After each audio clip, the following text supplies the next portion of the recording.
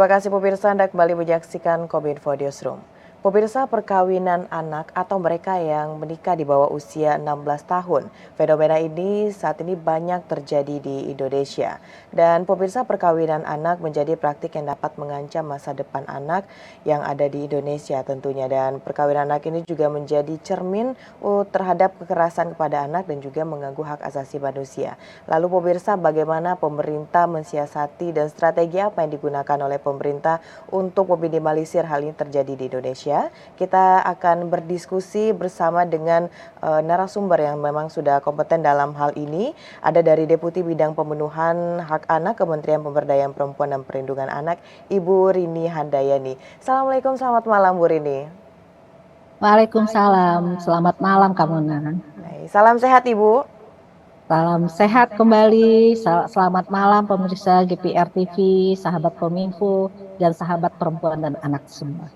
Baik, Bu Rini terima kasih sudah meluangkan waktunya untuk bisa berbagi informasi, sharing bersama dengan pemirsa GPR TV pada malam hari ini. Baik, Bu Rini, kita membicarakan mengenai perkawinan anak. Kalau di media sosial, di televisi itu sangat banyak sekali kasus yang terjadi di Indonesia terlebih akhir-akhir ini. Sebenarnya Bu Rini, faktor apa yang mengakibatkan adanya perkawinan anak ini Bu Rini di Indonesia? Iya, kalau bicara perkawinan anak ini tentu merupakan satu tantangan ya dalam pembangunan sumber daya manusia. Nah, hal ini dikarenakan perkawinan anak itu memiliki dampak yang multi aspek dan lintas generasi. Nah, perkawinan anak ini juga tentunya melanggar hak asasi anak, hak asasi manusia, anak sebagai manusia, karena pemenuhan hak anak dan perlindungan anaknya itu tidak terpenuhi dan anak tidak terlindungi untuk agar dapat hidup, tumbuh dan berkembang. Nah, banyak faktor yang menyebabkan terjadinya perkawinan anak.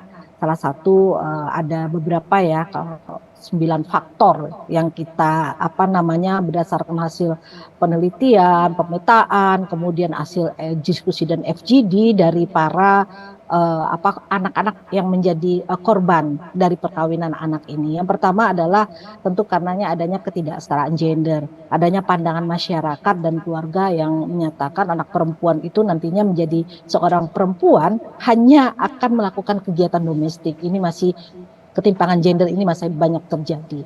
Kemudian belum lagi ada dan budaya masyarakat kita yang masih ada stigma, nilai dan kepercayaan pelabelan sosial yang juga menyatakan kalau belum menikah itu ada stigma bahwa sebagai perawan tua atau perempuan yang tidak laku. Nah, pola-pola pikir begini masih banyak di masyarakat kita. Nah, inilah yang mendorong keluarga untuk segera menikahkan anaknya. Dan belum lagi faktor sosial lainnya, adanya pengaruh perilaku, berpacaran yang berisiko, kemudian tekanan dari orang tua ya untuk mendapatkan segera menantu, mengikuti teman yang sudah menikah, dan hubungan ini ada hubungan yang tidak mendapatkan restu dari orang tua. Nah, ini faktor-faktor sosial juga yang menyebabkan terjadinya perkawinan anak. Dari sisi kesehatan, masih banyak anak-anak kita yang belum memahami tentang kesehatan reproduksi dan seksualitas. Nah, kondisi emosi dan mental remaja juga belum stabil ya, Kak Mona. Nah, serta pola berpacaran remaja yang juga berisiko. Pola asuh keluarga ini menjadi penting karena ini erat kaitannya terkait dengan misalnya pengasuhan orang tua yang bercerai, anak kehilangan kasih sayang, pengasuhan yang tidak dapat dan itu diperoleh dari teman-teman dekatnya. Nah, sehingga terjadilah keinginan anak untuk menikah karena merasa dilindungi. Nah, belum lagi kehamilan yang tidak diinginkan gitu ya. Jadi ini banyak sekali terjadi. Nah, berikutnya yang paling ini adalah faktor ekonomi. Nah, ini juga pemikiran bahwa perkawinan anak ini akan khususnya anak perempuan ini akan melepaskan tanggung jawab orang tua ya untuk memberikan nafkah, mengasuh, mendidik. Nah, beban ekonomi itu pandangan-pandangan ini masih ada. Dengan menikahkan anaknya ya berarti beban ekonomi untuk anaknya dan terlepas beralih kepada orang lain. Nah, kemudian belum lagi globalisasi yang kita lihat saat ini maraknya informasi yang tentu saja merugikan anak secara masif serta mudahnya akses pornografi dan sebenarnya ini diakses maupun tidak diakses sama anak ini tentu tiba-tiba hadir gitu ya yang hal-hal yang tidak bisa tidak apa ya belum pantas selayaknya untuk dilihat, didengar oleh anak-anak kita. Maka memang ini penguatan resiliensi sangat penting. Kemudian juga yang berikutnya adalah faktor agama. Nah, karena faktor agama ini masih menyatakan beberapa tempat bahwa praktek perkawinan ini dianggap bukanlah suatu hal tindakan yang melanggar norma agama eh, atau syariat agama sepanjang syarat dan tata cara yang telah ditetapkan itu sesuai dengan ajaran agama. Nah, belum lagi kita melihat nih Kak Mona dan para pemirsa JR TV.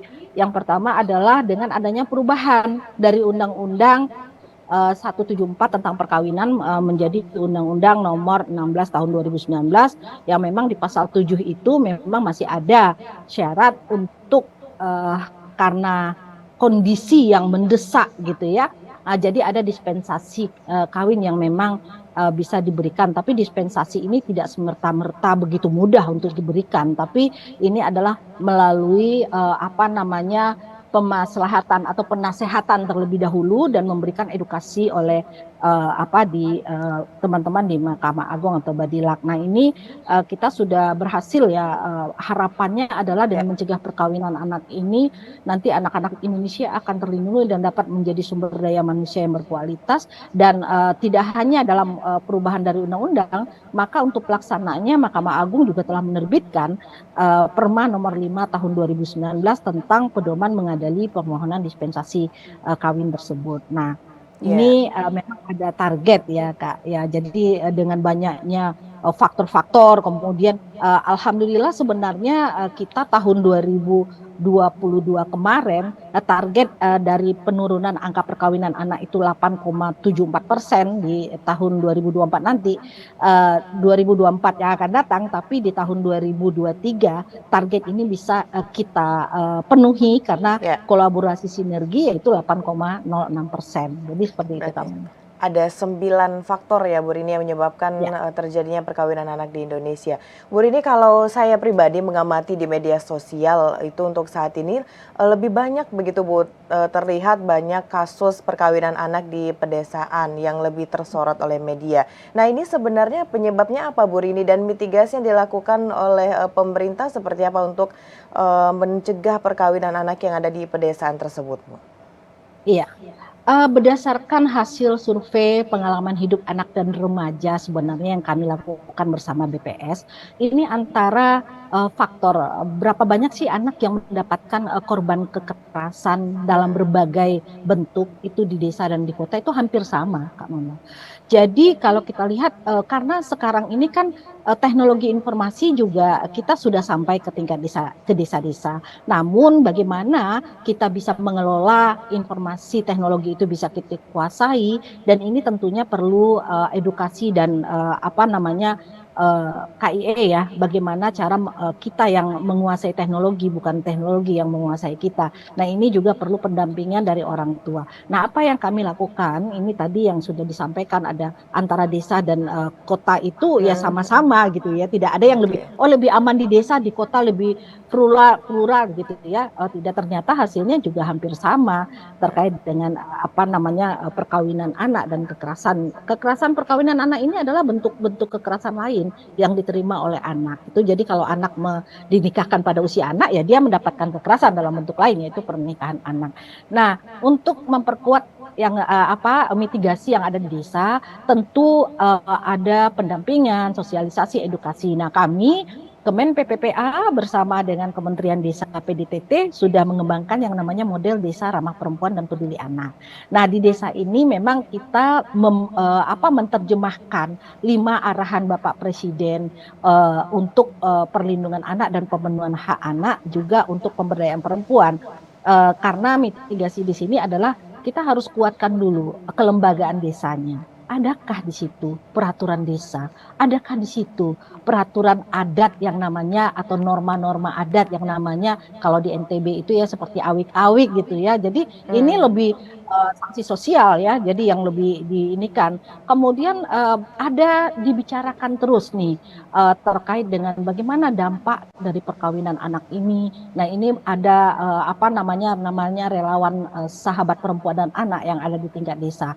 Dan yang lebih terpenting adalah target kepala desa melalui karena ini adalah juga kita mencapai Sustainable Development Goals dan ini juga ada SDGs desa yang sudah dikeluarkan oleh Kemendes PDTT bahwa salah satu indikator di desa tersebut adalah perkawinan anaknya zero. Nah, ini Baik. yang adalah tugas dan target, tapi tentu saja peran dari masyarakat perlu kita lakukan. Ya, Nah, itu yang pertama adalah dari sisi kelembagaan, baik. penguatan masyarakat, kemudian forum anaknya juga anak-anak juga terlibat seluruhnya apa stakeholder yang ada di desa. Nah, Bu kemudian Rini, yang sedikit berikutnya saya potong, tadi Bu sempat menyampaikan bahwa adanya sosialisasi yang diberikan kepada masyarakat di desa dan juga para orang tua.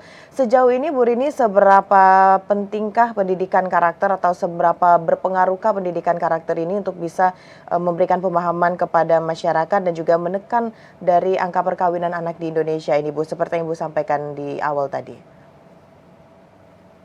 Oh ya, sangat sangat besar ya pendidikan karakter karena pendidikan karakter ini kan dimulai dari keluarga. Hmm. Keluarga itu kan sebagai pilar pertama dan utama dari anak ya. Jadi karakter itu dimulai dari dalam keluarga. Jadi baru dari anak itu ada di mana di sekolah, yaitu Oke. pendidikan karakter di sekolah, di layanan publik. Jadi kalau dikatakan seberapa besar, ya sangat besar karena mulainya Mm-mm. dari situ, saling menghargai, saling tahu gitu ya dan bagaimana dampaknya dari perkawinan anak ini. Jadi saling menghargailah teman-temannya anak sebagai 2P, pelopor dan pelapor gitu ya. Baik, Bu Rini. Lalu selain kekerasan akibat dari perkawinan anak ini, kekerasan yang akan dihadapi oleh anak, risiko atau dampak lainnya yang akan dirasakan oleh anak selain itu apa, Bu, akibat dari perkawinan anak tersebut? Jadi betul Kak Mona, jadi tidak Mm-mm. hanya kekerasan yang Ya. diterima, tapi bagaimanapun kekerasan itu kan berbagai macam bentuk. Yang pertama tentu dengan akibat dari perkawinan anak ini terkait dengan berdampak kepada pendidikannya, tentu anak Mm-mm. putus sekolah. Maka apakah dengan banyaknya anak yang nikah pada usia anak, kemudian indeks pembangunan manusia kita nggak tercapai kan? Kemudian apa tujuan kita juga akan membuat Indonesia maju itu juga tidak tercapai. Belum lagi dari sisi kesehatan, yaitu pendarahan, kemudian bahkan sampai kepada kematian. Karena kan belum kuatnya organ-organ reproduksi daripada anak yang melahirkan. Jadi anak melahirkan anak gitu ya. Nah, Iya. kemudian yang ketiga adalah tentunya kalau misalnya dia menikah pada usia anak dan putus sekolah, akibatnya apa? Akibatnya adalah mereka menjadi pekerja. Nah, pekerja ini tentu menjadi pekerja anak dengan upah yang rendah. Nah, ini Mm-mm. kemiskinan ekstrim akan terus berlanjut gitu ya. Nah, kemudian baru yang terakhir itu kita melihat karena belum kuatnya pondasi untuk berumah tangga dan menikah, maka rentan sekali akan terjadinya perceraian, kekerasan dan lain-lain. Nah, ini dampaknya ini sangat luar biasa banyak ya dari sisi kesehatan, pendidikan, sosial, pekerja anak dan juga kekerasan dalam berbagai macam jenis. Baik, berarti sangat besar sekali dampaknya yang akan ditimbulkan bagi anak yang melangsungkan perkawinan di bawah umur itu ya, Bu Rini.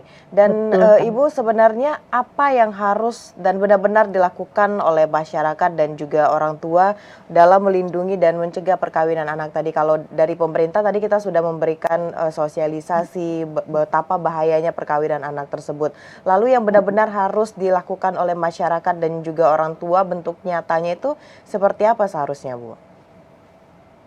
Yang pertama adalah bagaimana orang tua pada zaman now sekarang ini ya dengan teknologi informasi itu kita udah harus banyak belajar gitu ya karena nggak mungkin kita karena tadi ya teknologi globalisasi ini juga mengancam anak untuk bisa terjadi perkawinan maka kita dari sejak apa namanya balita dari sejak kecil usia apa namanya anak itu kita harus mampu untuk mendampingi anak di dalam Hmm. apa melihat informasi-informasi yang diakses oleh anak tersebut. Yang kedua adalah pendidikan karakter tadi.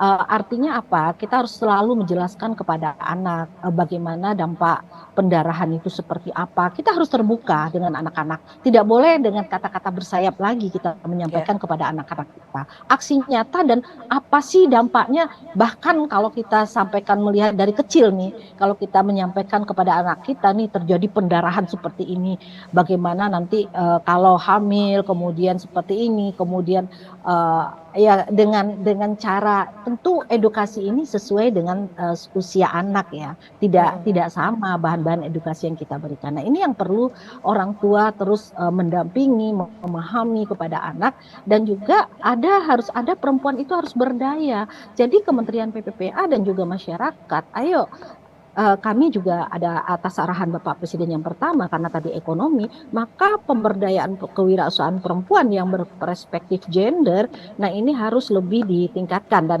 Kemen PPPA tentu saja bergerak kepada perempuan penyintas kekerasan, perempuan dengan kepala keluarga, dan juga kelompok rentan lainnya. Karena ini berdampak kepada bagaimana seorang ibu itu berdaya, perempuan berdaya, ini nanti pasti akan mampu untuk mengasuh anaknya, memenuhi kebutuhan anaknya, sehingga bukan hanya ekonomi saja ya, tapi perspektif gendernya. Jadi bagaimana pengetahuan perempuan ini juga lebih kita tingkatkan, karena kalau perempuan berdaya pasti anak terlindungi dan Indonesia maju. Intinya adalah komunikasi antara orang tua dan juga anak ini harus lebih intens begitu ya Bu ya, dan pemerintah juga tidak tinggal diam melakukan berbagai usaha seperti yang telah disampaikan oleh Bu Rini tadi untuk bisa memutus rantai perkawinan anak di Indonesia. Bu Rini, terima kasih banyak sudah memberikan informasi yang sangat penting sekali di saat ini untuk masyarakat Indonesia mengenai bagaimana upaya untuk memutus mata rantai perkawinan anak di Indonesia. Kita akan berdialog lagi Bu mengenai beberapa hal yang dilakukan oleh Kementerian PPPA, dan Bu Rini, terima kasih. Selamat melanjutkan aktivitas. Selamat malam, Ibu. Terima kasih. Selamat malam semua. Selamat malam Kak Mona dan para pemirsa. Baik pemirsa, itulah dialog kita bersama dengan Ibu Rini Handayani selaku Deputi Bidang Pemenuhan Hak Anak Kementerian Pemberdayaan Perempuan dan Perlindungan Anak. Setelah jeda pariwara, kami akan kembali dengan informasi lainnya. Tetaplah bersama Kominfo Newsroom.